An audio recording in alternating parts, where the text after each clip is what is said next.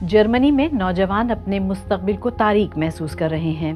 क्या ये महज जर्मनों का खौफ है या एक आलमी मसला? इस बारे में एक हालिया मुताले के शुरका में से बहुत से नौजवानों का कहना था कि वो ज़हनी दबाव और सियासी लिहाज से अदम इत्मीनान का शिकार हैं। इनको दरपेश इस मसले का एक अहम हिस्सा सोशल मीडिया की सूरत में दिखाई देता है।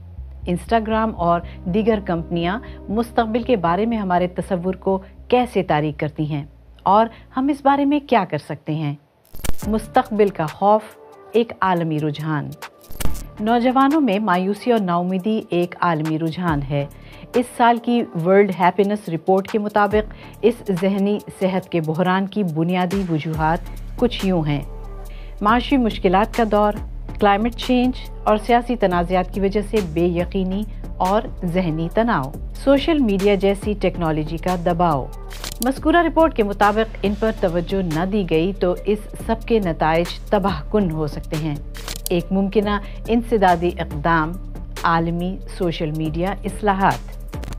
टेक जाइंट्स यकीनन इससे इत्तफाक नहीं करते। जैसा कि मेटा के chief executive officer mark Zuckerberg ने 24 जनवरी को अमरीकी कांग्रेस की एक समाअत के दौरान एक बयान में कहा था कि सोशल मीडिया और दिमागी सेहत के मसाइल के दरमियान ताल्लुक़ का कोई सबूत नहीं मिलता।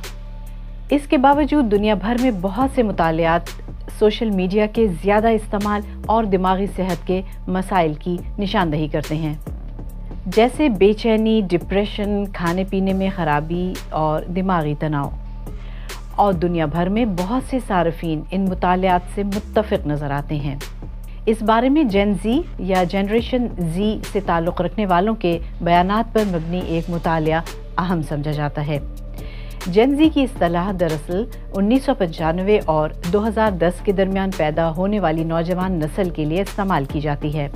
जेन ज़ी से ताल्लुक़ रखने वाले नौजवानों के बयानात पर मुश्तमिल 2023 के एक मुताले से पता चला कि इसमें हिस्सा लेने वाले 27% नौजवानों का कहना था कि सोशल मीडिया ने उनकी दिमागी सेहत को मनफी तरीके से मुतासिर किया है। इस जेन ज़ी मुताले में अर्जेंटाइन, ब्राज़ील, चीन, भारत, अमेरिका और मैक्सिको से ताल्लुक़ रखने वाले 40,000 से ज़ायद नौजवानों ने हिस्सा लिया। लेकिन आइए जर्मनी के ताज़ा तरीन मुताले के नताइज पर एक नज़र डालते हैं और देखते हैं कि इससे क्या सबक लिया जा सकता है। सोशल मीडिया के हर किसी की जेब में पहुंच जाने से कबल किसी जंग के बारे में फर्स्ट हैंड इंफॉर्मेशन हो या कुदरती आफात की फुटेज, इस किस्म का परेशान कुन मवाद आवाम के बड़े हिस्से के लिए दस्तयाब नहीं था। लेकिन आज इस नौइयत के मवाद को एल्गोरिदम की मदद से तरजीही बुनियादों पर हमारी न्यूज़ फीड में डाल दिया जाता है, क्योंकि ये रद्द अमल को मुतहर्रिक करता है, यानी इंटरेक्शन बढ़ाने का तरीक़ा है। एक बार जब आप इस तरह के मवाद पर क्लिक कर लें तो इसके बाद आप अपनी फीड में इसकी भरमार पाएंगे। ये वो एल्गोरिदम है जो आपके लिए मुताल्लिक़ा मवाद का एक सैलाब रवां करने की कोशिश कर रहा है। इस तरह आप हर वक्त परेशान कुन मवाद को बग़ैर देखे रह नहीं सकेंगे और ये मवाद ज़ाहिर है ऐसा करेगा कि वाकई क़यामत आ गई और दुनिया बर्बाद हो चुकी है। इसके बावजूद इस जर्मन मुताले के मुसन्निफ़ीन का कहना है कि सोशल मीडिया को शैतान समझना गलत होगा। बदकिस्मती से सोशल मीडिया प्लेटफॉर्म्स हमारे सारफीन को इस नशेब व फराज से बचाने के लिए दरकार काम नहीं कर रहे।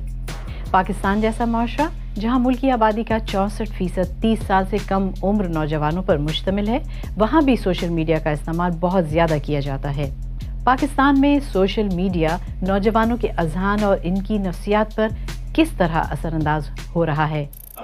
अगर हम आलमी सतह पे होने वाले बड़े बड़े जो वाक़यात हैं, जंगें हैं, और फिर हम पॉलिटिकल इंस्टेबिलिटी देखते हैं जिसके नतीजे में इकोनॉमिकल इंस्टेबिलिटी है, फिर हम अभी माजी में ही हमने पैंडेमिक को देखा, तो एक ऐसी सिचुएशन है। और फिर होता क्या है कि जब ये सोशल मीडिया पर ये खबरें आती हैं तो इनका एल्गोरिथम कुछ इसका है कि वो उनको इतना हाइप क्रिएट करता है कि वो जब आप न्यूज़ फीड में देखते हैं तो वो मतवातर से ऐसी खबरें जो एक नौजवान के सामने आती है तो उसका नतीजा क्या निकलता है कि वो पैनिक हो जाता है। उसको लगता है कि जैसे सब कुछ खत्म हो गया, उसका मुस्तकबिल जो है लीक हो गया है। तो जो रिसर्च रिपोर्ट सामने आई उसमें ये वाज़ेह हुआ कि 90% बच्चे जो हैं, जो नौजवान हैं, वो पैनिक इसलिए हैं कि उनको ये लग रहा है कि आगे सब कुछ खत्म है।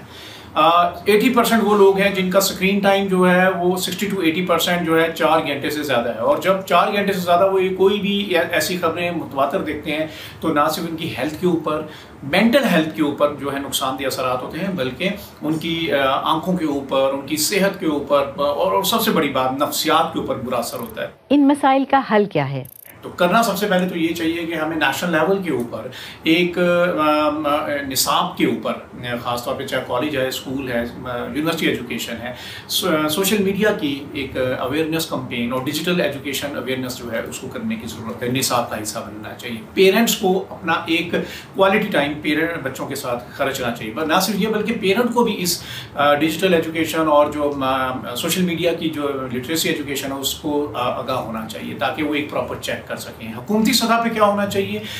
سوشل میڈیا کو آپریٹ کرنے کے بہترین قسم کے جو ٹولز ہیں اور جو لاز ہیں وہ انٹروڈیوس کرنے چاہیے۔ آلدو کہ پیکا ایکٹ 2016 موجود ہے، لیکن اس کے باوجود سوشل میڈیا کا نوجوان کو جو ہے بہتر طور پہ پروڈکٹیو جو ہے کوالٹی چیزیں دکھانے کے لیے ایک فلٹر لگانے چاہیے۔ کووڈ-19 کی عالمی وبا کے دوران بہت سے نوجوانوں کے لیے ڈیجیٹل پلیٹ فارمز ایک محفوظ پناہ گاہ کی حیثیت اختیار کر گئے، جس سے وہ دوسروں کے ساتھ رابطے میں رہے اور معلومات کا تبادلہ بھی جاری رکھا۔ ڈیجیٹل میڈیا کا ایک اہم فائدہ یہ ہوتا ہے کہ صارفین تمام تر مواد شیئر کر کے خود کو ایک دوسرے سے جڑا ہوا محسوس کرتے ہیں۔ آپ اس بارے میں کیا کر سکتے ہیں؟ پہلا قدم، اسکرین ٹائم کی نگرانی۔ اس کے لیے آپ ایپل کا اسکرین ٹائم ایپ یا گوگل ایپ ویل بینگ استعمال کر سکتے ہیں۔